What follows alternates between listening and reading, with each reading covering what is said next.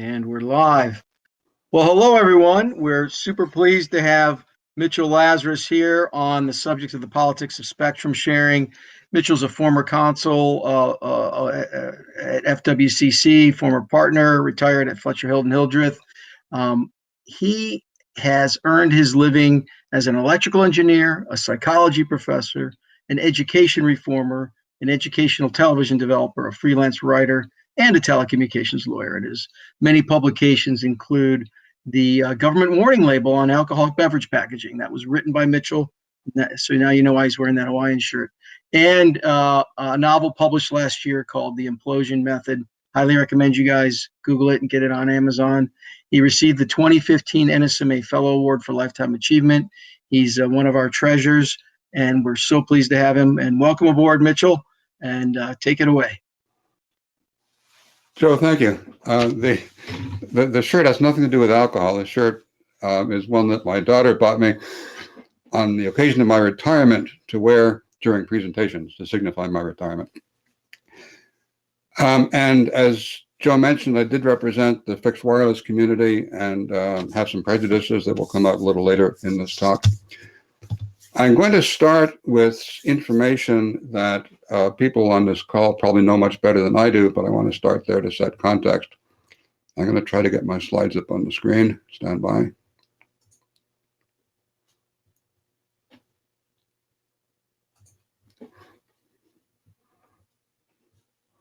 Hey, that worked. Okay, slides.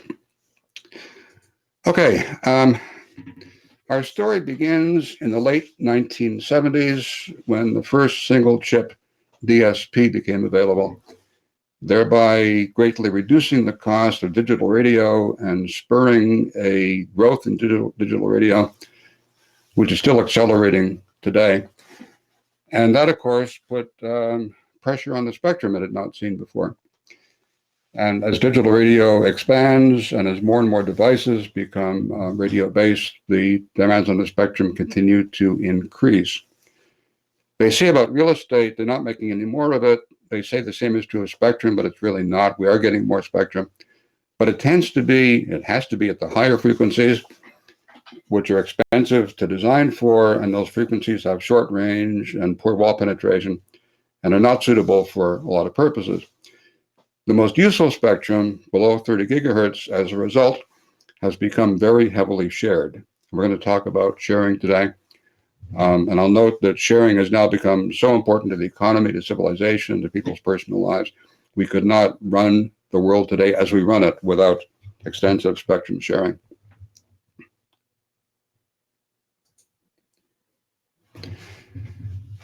This is the part you guys know much better than I do. Spectrum sharing relies on three different layers of priority in every band: primary, secondary, and unlicensed.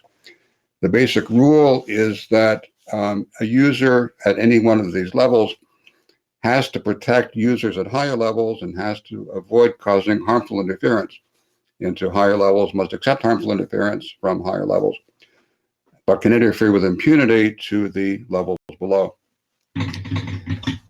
The system, of course, turns on harmful interference. That's a criterion for sharing at each level. So we would expect that the FCC would have a very crisp, firm definition of harmful interference. And of course, we don't. We look in the rule book and we see the second bullet here as a definition quoted here. I'm going to take a slightly different cut at this definition, look at it just a little bit differently on the next slide. The harmful interference scheme sets up three categories of protection. These are different from the primary, secondary, unlicensed we saw a minute ago. These are safety services and radio navigation, which the definition gives protection against interference which endangers the functioning of the service. A very high level of protection. But a lot of these safety services, radio navigation services, have their own exclusive allocation that are not shared. So they don't get interference much, and it's not a big problem for them on the whole. All other licensed services have a lower degree of protection, namely they're protected against interference that seriously degrades, obstructs, or repeatedly interrupts. This is not a quantitative definition. It's open to a lot of interpretations, and we will see later in this presentation some of the various ways that the FCC has interpreted that phrase. Unlicensed devices have, under this scheme, no protection, have to accept all interference, even though unlicensed operation is becoming more and more important as time goes on. And I'm sorry to say that I've seen pipeline control systems using 5 gigahertz unlicensed critical services, open to interference. Doesn't feel good. Sorry, slight delay. I keep going for my page down key, which does not work in this system. Okay. When the FCC is constantly rejiggering the spectrum to accommodate more and more users. Sometimes they will reallocate a band, they'll clear it out and reallocate it. Sometimes they will add a new service to an existing band. They don't do that to safety bands, but the new services get added mostly to the non-safety licensed service bands. And when the FCC is considering bringing in a new service to an existing band, they have to look at the interference to the incumbent, obviously. Now, the definition that we saw a couple of slides ago does not distinguish among non-safety services. It treats them all alike. Even though these non-safety services have very wide variation in public interest. At the one extreme, you have truckers, CB, hey, good buddy, kind of stuff that if that got interfered with, nobody would much care. At the other extreme, we have pipeline control systems, 911 backhaul, electric grid, systems which are critical, are safety critical, where interference would be much, much more serious. The definition the FCC has to rely on does not make any such distinctions. Also, the definition ignores the fact that different services vary widely in their susceptibility to interference. Some tolerate interference very well and some don't, and the definition doesn't respect that. So the FCC, when it's looking to put a new service into an existing band, should look at the 3 factors I have listed here. The first is the likelihood that the new service will cause interference to an incumbent. Secondly, if that happens, if the incumbent does receive interference, what is the practical harm that results, if any? And thirdly, the FCC should be comparing the public interest in the new service versus the incumbent. And the point I want to make today is that these factors are technical, of course, but they're also political. The political forces will both encourage new services and encourage incumbents, and the FCC has to balance between those. And before we head into the next batch of slides, I'm going to take a very short break for questions and discussion, if any.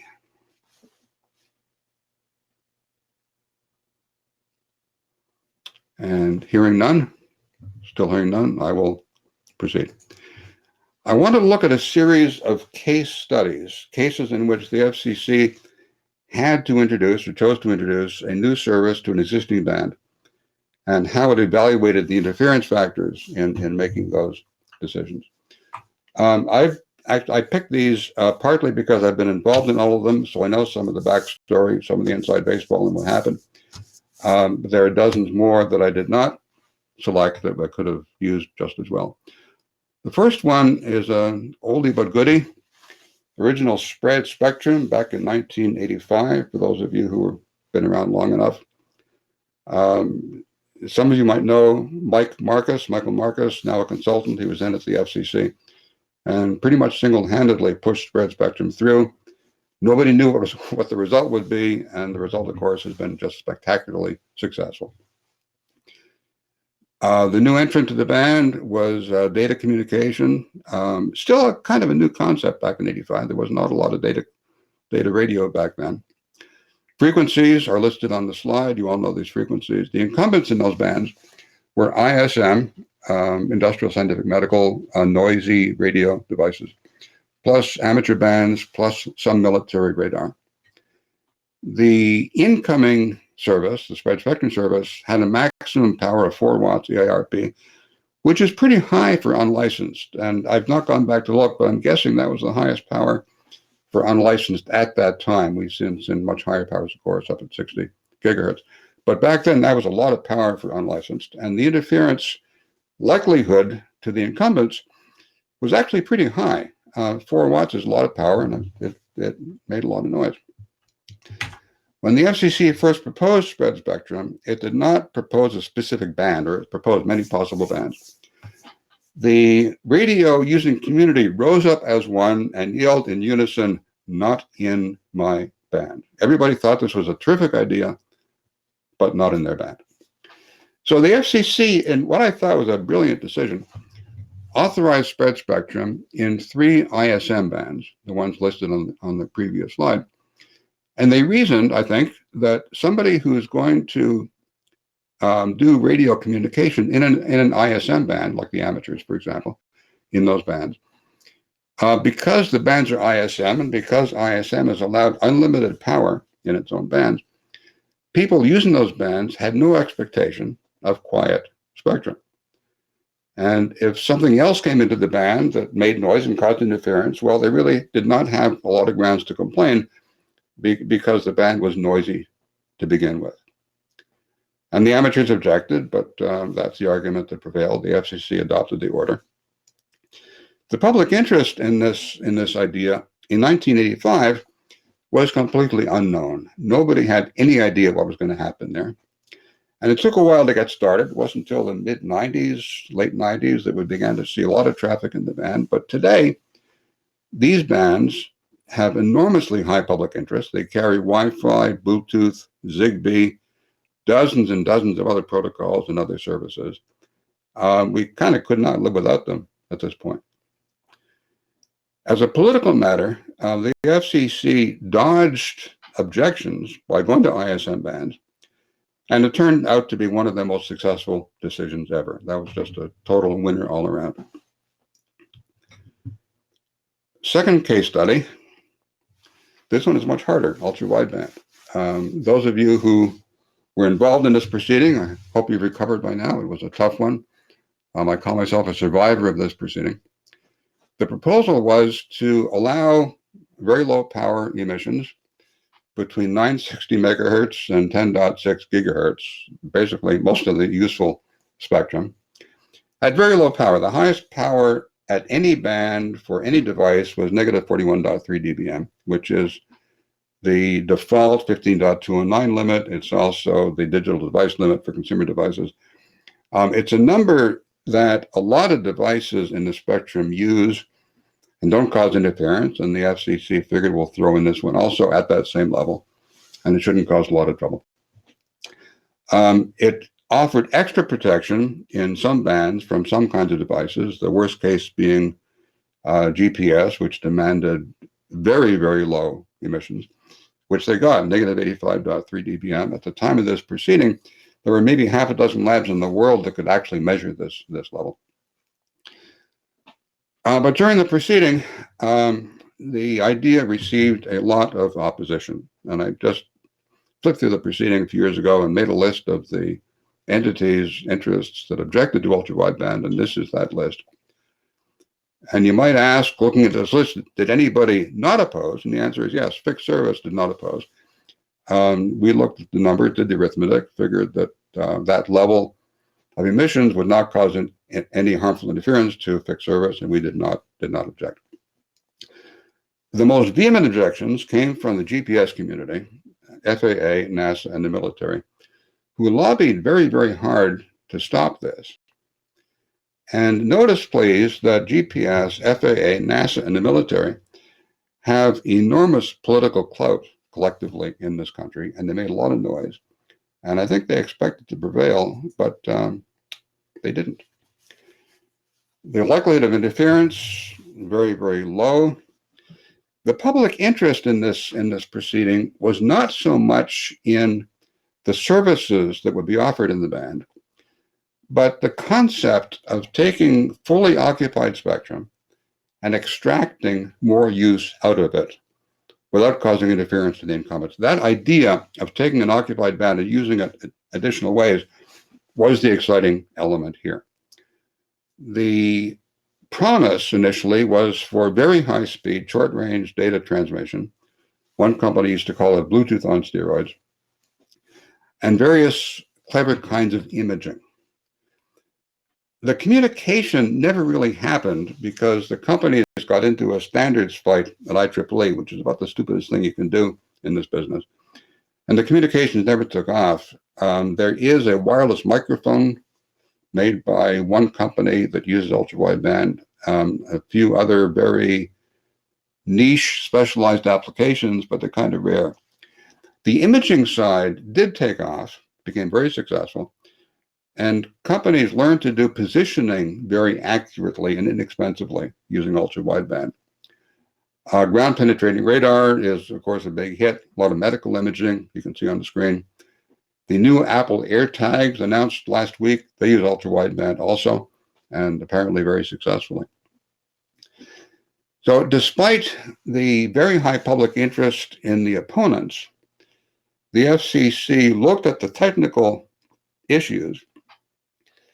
They were unpersuaded by the opponents' technical showings, which in fact were frankly unpersuasive. The closest to a good showing came from FAA, and that required such an unlikely combination of circumstances that statistically it was just never going to happen. So the FCC in this instance prioritized their technical findings over very, very strong political pressure and reached what I think most people think was at that time the right result.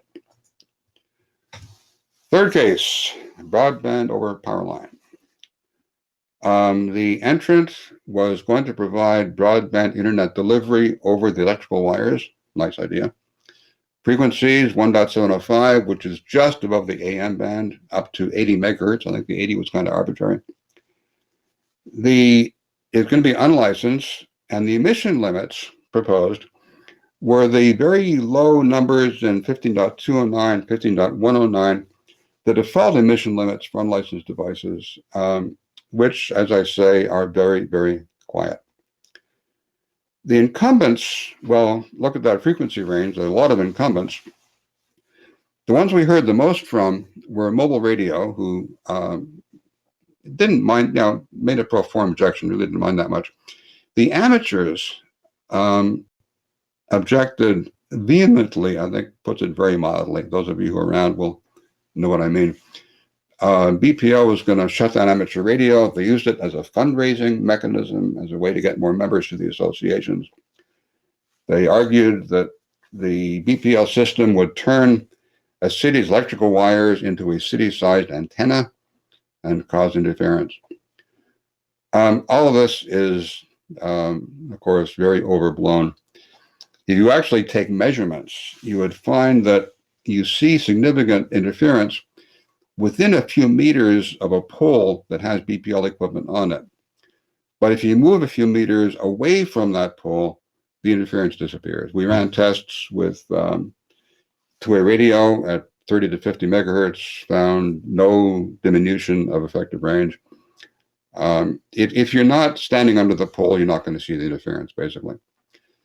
And the public interest at the time was kind of high because cable and telcos had a duopoly in broadband internet. Now look at the date there. Broadband internet was just becoming a big thing then. And the concept of a third wire into the home to compete with those services was very attractive, helped to keep prices down and helped to keep service up. The FCC took the amateurs, I think, more seriously than they might have had to. And they went ahead and approved BPL, but they put in very strict interference mitigation measures. And these are the most strict, I think, for any unlicensed service anywhere in the spectrum. The BPL providers had to keep a database by zip code and frequencies. So if an amateur received interference, he could look up and find the company most likely to be causing it. When interference was reported, the BPL providers had to notch quite deeply, 25 dB below 30 megahertz or 10 dB, it's still pretty steep, above 30 megahertz. And in the original order, if interference persisted despite the notching, then the BPL provider had to turn off the BPL on that pole. The amateurs said, aha, and announced their intention to take their mobile units in cars, drive to a BPL pole, receive interference, report it, get that BPL unit turned off, drive to the next pole and do the same, and turn off BPL over the entire city, one pole at a time. So in a reconsideration order, the FCC changed the rule and said that the BPL providers have to notch in response to mobile interference or fixed interference, but they don't have to turn off if the interference is to a mobile receiver, if you're with me. Now, the law has always said that unlicensed use cannot interfere with a licensed service, which the mobile amateur receivers are. So the amateurs took the FCC to the DC Circuit on this issue of interference to mobile receivers, and they lost. The FCC upheld the BPL order. Today, we don't see internet service offered over BPL. BPL is still in use, but only for internal utility communications, load management and metering and such. And there's some disagreement as to why this is. I mean, people like to say the utilities have a very fixed business model and fixed ways of doing things, and we're not comfortable with dealing with consumers for non-utility services, and on and on. I think that's wrong. I think what happened is that when BPO was first introduced, the internet speed was top internet speed was 2 megabits, which back in 2004 and back in the proposal back in 2002, when most people got internet by dial-up at 56 kilobits maximum, a 2 megabit system sounded actually pretty good. But then as broadband rolled out and the cable companies and telephone companies increased their data speeds, that 2 megabits began to look pretty paltry and could not easily be increased. So that service died by the wayside, and BPL today is still used, as I said, by the utilities. The amateurs put pressure on the FCC. The FCC responded. Didn't quite satisfy the amateurs on the mobile issue, did satisfy them on the fixed issue, and it turned out to be a set of solutions that the BPL providers were able to work with successfully, so problem solved. Airport body scanners, you all walked through these, held your arms in the air. Entrant, obviously security screening device. The original version was 24.25 to 30 gigahertz. And 10 years later expanded 20 to 40. I'm going to talk about the original version because that's where the controversy was. It was unlicensed at an average power of negative 41.3, which is within the rules. Not within the rules is the fact that it used a very fast sweep across that frequency band, and the sweep peaked at 0 dBm, and the rules say when you're measuring a swept device, you stop the sweep, and if the sweep is stopped, the thing does not comply. With the sweep running, it does comply. So we asked for a waiver to allow the sweep to be running during the measurement. That was basically the only important element in the waiver.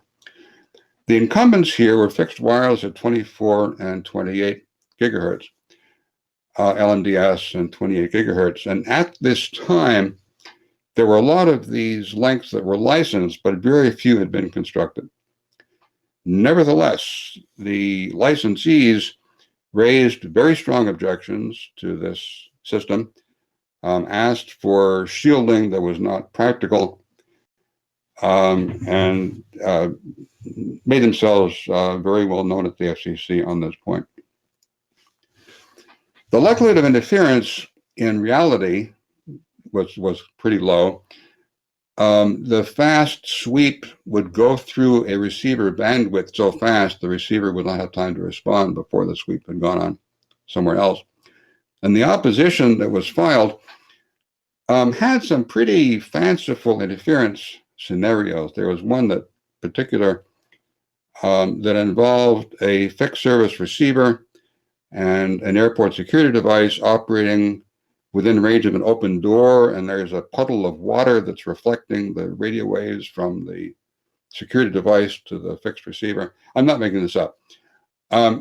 It took a lot of fanciful invention in order to find interference. The public interest, on the other hand, was extremely high. I mean, we had people getting onto airplanes carrying ceramic knives and printed, not yet printed, but soon to be printed guns and explosives that the metal detectors could not catch. So to have a device which would, in fact, see these threats was very valuable. Long fight, the FCC eventually decided that the security was more important than the implausible interference claims and approved the device. And 10 years later, when the device was expanded to 20 to 40 gigahertz, there was no opposition. Nobody opposed. I need to note that Joe Sandry was on the other side of this, and he had licenses in those bands, and he was one of the people opposing this device. So we need to take a break anyway for discussion, but I'm going to take it here, and I'm going to ask Joe if he wants to take first shot at responding to anything that I've been saying. Joe, or anybody else? Yeah, thank you for that. I was listening with a lot of interest. I was definitely involved in actually all four of those proceedings in one way or another. When it came to the very first one, Spread Spectrum, I did the work for Western Multiplex, which had that you don't need no stinking license advertisement, where you could get up to like a 20-mile connection to connect, whether it's a utility or anyone else. People were buying thousands of them in Texas, but it was a unlicensed fixed wireless system at high power. So very interested in that. The airport body scanner. I was working in the 24 gig at the time, and I do recall one scenario where there was if the scanner was near one of those huge windows in an airport, and if there was a fixed wireless link on a rooftop, let's say right outside the window, would that be a concern? And I remember that dialogue. But I would like to say, I think over time, I have not heard of any meaningful interference issues with the airport body scanners. So I think ultimately it was in the public interest to, especially after 9/11 and everything else, to have some sort of system that was credibly useful. So there was, I think the FCC did their work ultimately in the right way. But that's a good listing of items out there, Mitchell. The BPL still is intriguing. I know there's still a lot of talk from time to time, companies coming out with BPL concepts. And also it's sort of somewhat of a different take than the folks who wanted to use the old twisted pair copper for broadband. Obviously, every home still has wires in it, and BPL, in theory, could be used for that. And there's a growing debate over, do we need more wireless in our homes instead of less, and would BPL be a solution to reducing the wireless in our homes, essentially?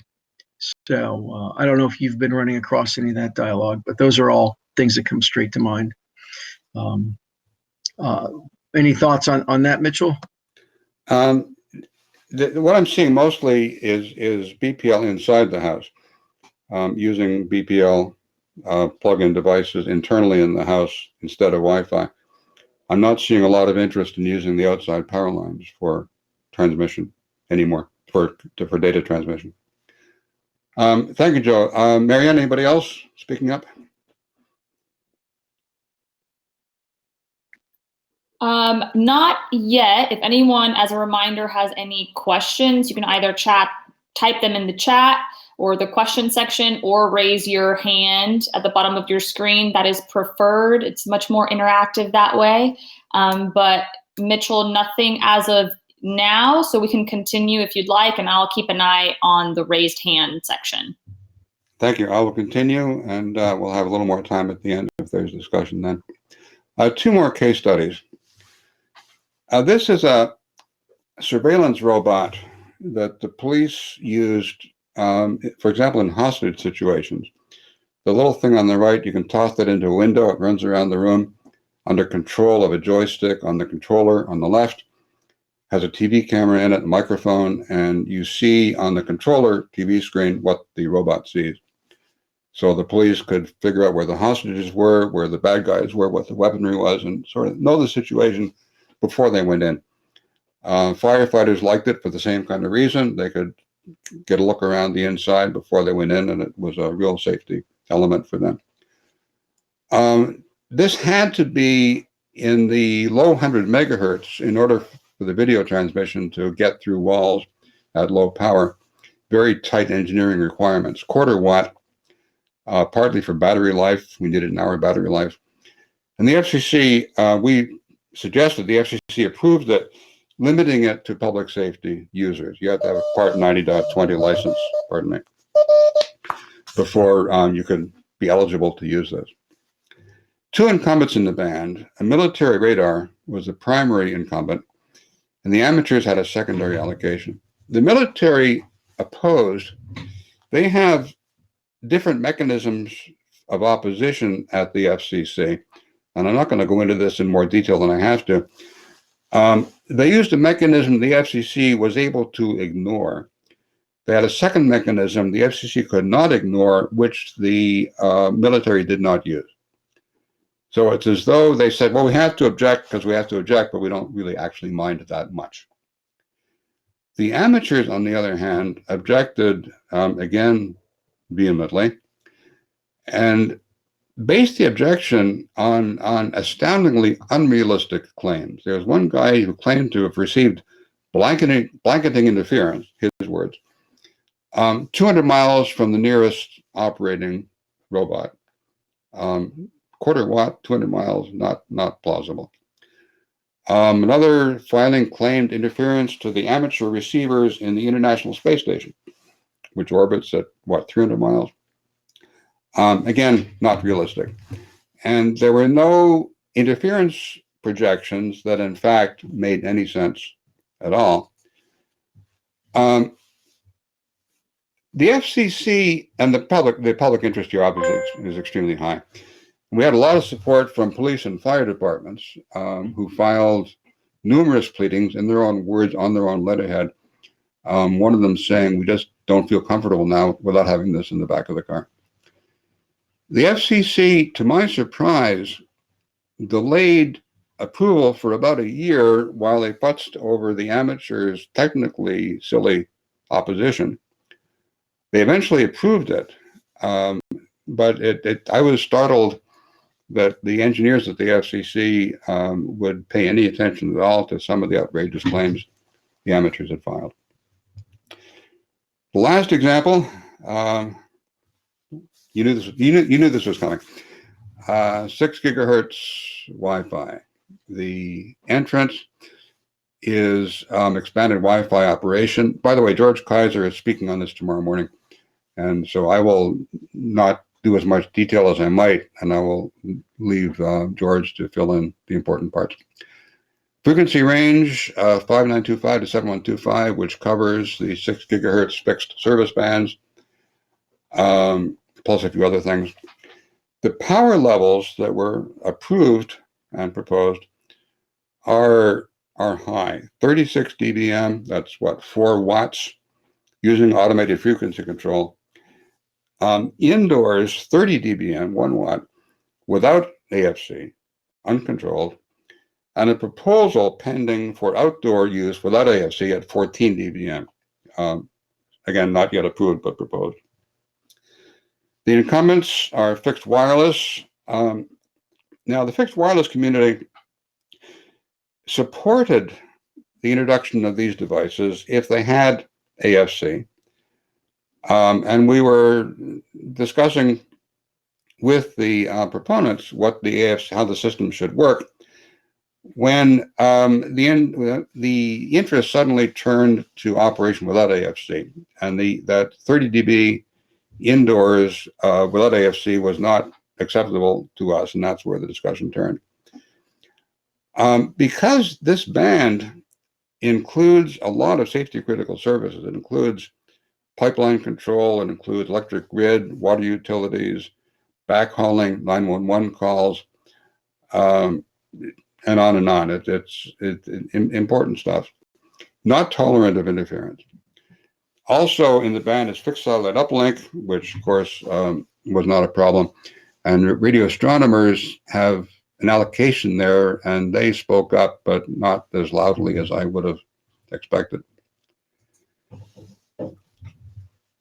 The likelihood of interference to fixed service from these devices is virtually certain. Now, the proponents made a very good showing that the likelihood of interference from any one of these Wi-Fi devices into the fixed service is very, very low, microscopically low. Any one device has negligible chance of causing interference. They made a good showing, and we did not disagree with that. The point where we differed is on the number of devices they projected to use. Their number was 950 some million, almost a billion with a B, devices in the field.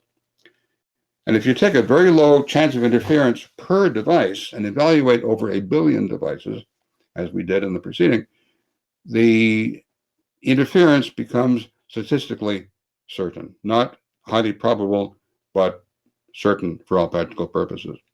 Multiple interference, multiple devices interfered, multiple fixed service receivers interfered with. The numbers are indisputable.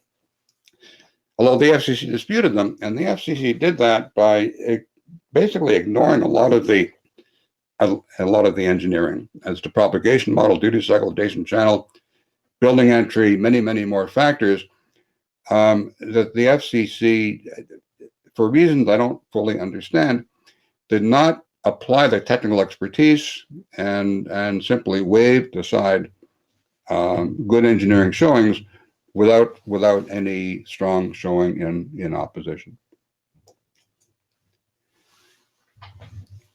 The reason for this, I suspect, is that the proposal for the Wi-Fi devices was backed by, here's a list of companies, Apple, Broadband, Cisco, Facebook, Google, and so on and so on and so on. I added up, just for the fun of it, their market value of all of these companies, which exceed the budget of most of the countries in the world, many countries in the world. These are very powerful companies.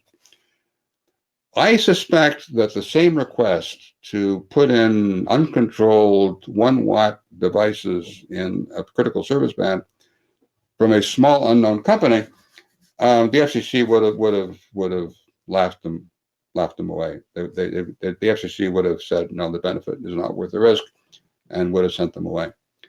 The fact that the flawed analyses came from companies that everybody knows, who are supposed to be technically expert, I think swayed the FCC, and it ignored its own good sense in favor of incoming data from celebrity companies that they would not have accepted from anybody else. In other words, the politics determined the outcome rather than technical analysis. And let me wrap up. The FCC is a political body. We have to start there. Congress created it. Congress authorizes its funding. Congress provides oversight. The commissioners are nominated by the president, confirmed by the Senate. It's a political organization, but it has technical responsibilities. And the physics doesn't care which party's in power. The physics is the same, whether it's Democrats, Republicans, doesn't matter. The previous administration, the one before Biden administration, is well known for having often ignored scientific facts for political reasons. I won't go into a list of examples. You all know what they are. But science did not do well in that last administration, and political concerns took precedence over established science. And I worry the same thing might have happened at 6 gigahertz at the FCC, that the politics might have prevailed over the engineering, which I hope that's wrong, but that's how it looks to me. And if that's what happened, then my hope is that that was an aberration, and that the FCC will go back to its tradition of engineering analysis, science-based decision-making, and not threaten critical services. That concludes my presentation. We have 8 minutes, I think, or less. I would be glad to take questions and discussion. Thank you, Mitchell. You're getting a lot of applause. People are sending applauses up. I don't know if you see the emoticons. I do. Thank you. Welcome to 2021. One question that popped in, going back to the robotics, are you seeing any ability for mass robotics? Sort of like the Internet of Things. Like, can people deploy hordes of these? Does that fit into that 430 to 448 megahertz? I know it's limited to public safety, but do you see, given speaking of politics, there's a lot of political energy around the use of policing and all that, and there were some scenarios that showed, literally large scale automated police systems for, to cut down on interactions between police and people. Everything from obviously automated speed cameras and things like that, but there's also a series of subset of technologies that actually interact with people. So I'm going to give a very narrow answer to your very broad question. This particular band, that where the recon robotic operates in the low 100 megahertz, is a military radar band. I think the military let this go by because of the high public interest and the small number of units that they would be in the field. If you propose to put a lot of units in that band in the field, I think the military would take a much stronger stand against it. I don't know where you would put those devices. The problem with the recon robotics device was it needed to operate inside buildings, but have its signal picked up outside buildings in the police car, which meant it needed good wall penetration. And that really seriously limited the bands we could use. It also needed a small enough antenna, which put a lower bound on the frequencies. And it needed a long battery life and a smallish battery, which limited the power. So you combine all of those elements and you look what works, and you find this one band. Nothing else would have worked. We ran tests on other bands and it failed miserably. You could not, I think, deploy thousands, tens of thousands of these things without causing a lot more interference to the military, and I think the military would not stand for that. I don't know where you would put it otherwise. Sorry. Yeah. Okay. No, that's good. I think that'll hopefully answer the folks' questions. There's a wave in from Joseph Miller, who's a Spectrum electromagnetic strategic spectrum lead. Oh, here he is. He can speak for himself. Go ahead, Joseph Miller. Hey guys, how you doing? Mitchell, just specifically what you just started talking about. I mean, from my point of view, being mostly federal and DOD my entire career until here in a couple months, it has been, radars that shall not be named, whatever you want to call them, within the 3 to 3.5 gigahertz range, for example. The military has a point of view on it as, oh, we're going to use it here and there and wherever we want. But when you look at that versus the United States versus in deployment in country X, it's a whole nother ball game. But we've had some serious struggles recently with some of our radars going to train and work within the United States just for that reason. It's in the most popular band. It's very difficult to even get temporarily approved, and, constant fights and battles. And then we got units who want to use them and can't. I can't even get a permanent request here locally because of that exact issue. So I think you're right when it comes to that as far as where they're going to put it. But their viewpoint is very limited. And like you said, you got primary, secondary, you got the different rules. But I think they don't have as broad of an outlook on it as they should. And the military has this mindset of picking a system and sticking with it long term, which is not always a bad thing, but they don't allow for flexibility and maneuverability within the spectrum, and it's capable of sharing and doing things like that. It's just a matter of they try to block off the whole thing and say this is ours. But when it comes to public interest, it gets very difficult because our limited use versus the rest of the United States of that area, and when and how and where, it cascades into something much more difficult. Good comment. Thank you. Thank you. Thank you, Joseph Miller. Very perceptive. And he's one who actually knows, being thinking about Country X all the time. So thank you for that. Also, Harvey List made a comment in the chat section, and Harvey states, radio astronomy did not protest harder at the 6.7 gigahertz band because there's only footnote protection, no allocation. Radio astronomy appreciates being cited twice in the list of opposition to UWB! Exclamation point. So, any thoughts from Harvey? Thank you for that. And Harvey will be presenting later on radio astronomy tomorrow. Mitchell, we've run over, but if you have a comment, go for it. Yeah, I just want to note that Harvey and I, over the decades, have very often cooperated in squeezing new spectrum, new devices in without causing interference to radio astronomy. Harvey has been flexible and accommodating and reasonable, and I want to commend him for that. Well said. Well, Mitchell, we can't thank you enough. You provide a very, you have a very unique background that's very useful to a lot of us who are, I dare say, we're kind of spectrum nerds in some ways, but we're also deeply interested in how things actually can work, and the hope that ability to oversee from a technical standpoint versus a non-technical answers winning over technical answers sometimes can cause a lot of problems, as you noted, and we appreciate you pointing that out. And there will be a full 6 gigahertz review by George Kaiser later on tomorrow that'll extrapolate more on that as well. Thank you again, Mitchell. We appreciate your work, and as a reminder, Mitchell's a 2015 NSMA fellow. And well regarded in NSMA, and we hope to have you back if you're willing. We're able. Thank you, John. Okay, take care.